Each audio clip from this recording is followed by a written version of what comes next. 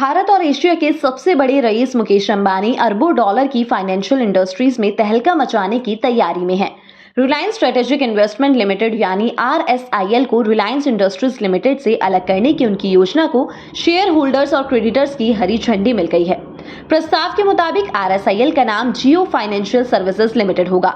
Demerger plan के मुताबिक रिलायंस के मौजूदा शेयर होल्डर्स को एक शेयर के बदले नई कंपनी का एक शेयर मिलेगा।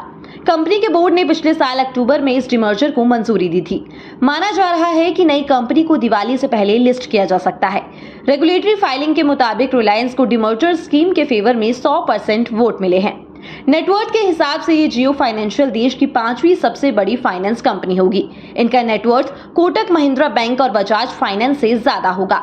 31 मार्च 2022 तक कंपनी के फाइनेंशियल सर्विसेज बिजनेस का टर्नओवर 1387 करोड़ रुपए था। इसमें रिलायंस के नॉन बैंक लीडिंग और फाइनेंशियल सर्विसेज यूनिट्स को शामिल किया जा रहा है।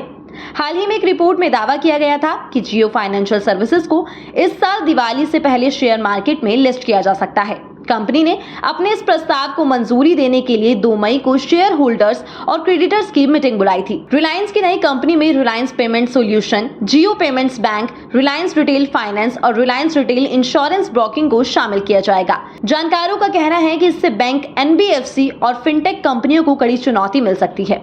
बैंकिंग सेक्टर के दिग्गज केवी कामत को नई एंटिटी का नॉन एग्जीक्यूटिव चेयरमैन बनाया गया था। वहीं हितेश सेठिया को कंपनी का CEO बनाया गया है।